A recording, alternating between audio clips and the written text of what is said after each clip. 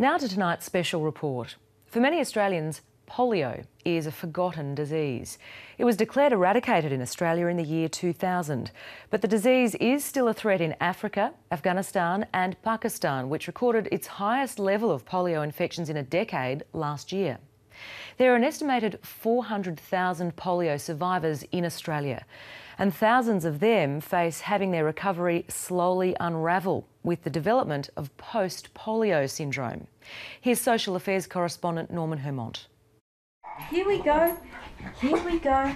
Nearly 70 years ago, when she was a baby, Frances Hankey contracted polio.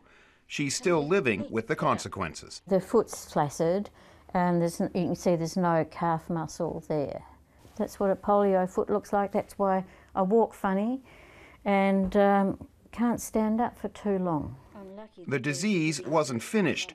4 decades after her initial diagnosis, some symptoms returned with Post Polio Syndrome, or PPS. Everybody says, look, you know, once you get old, you get really tired.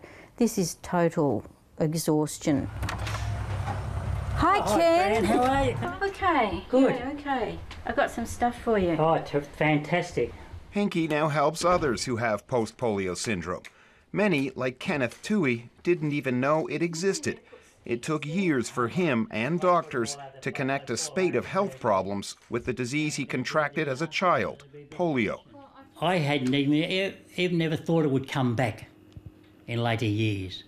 Never entered my head. From the 1930s to the 1960s, at times polio reached epidemic proportions in Australia. Wards filled with young polio sufferers were common until the polio vaccine halted its spread. It's believed there are still 400,000 polio survivors across the country. Those who had the most serious form of the disease are at risk of post-polio syndrome. Okay, we're looking at the hip here.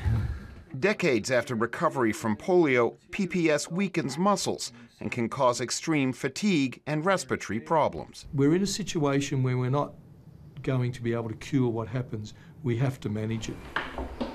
There are relatively young people living with post-polio syndrome.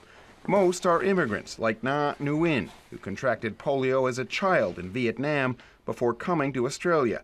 PPS has led to constant pain in her backbone. Now I can sit on the wheelchair, but I don't know how about after a few years, could I sit on the wheelchair? Right, go boys, let's go. While she can, Frances Hankey wants to spread the word. Polio may be forgotten by many, but its impact lives on. Norman Hermont, ABC News.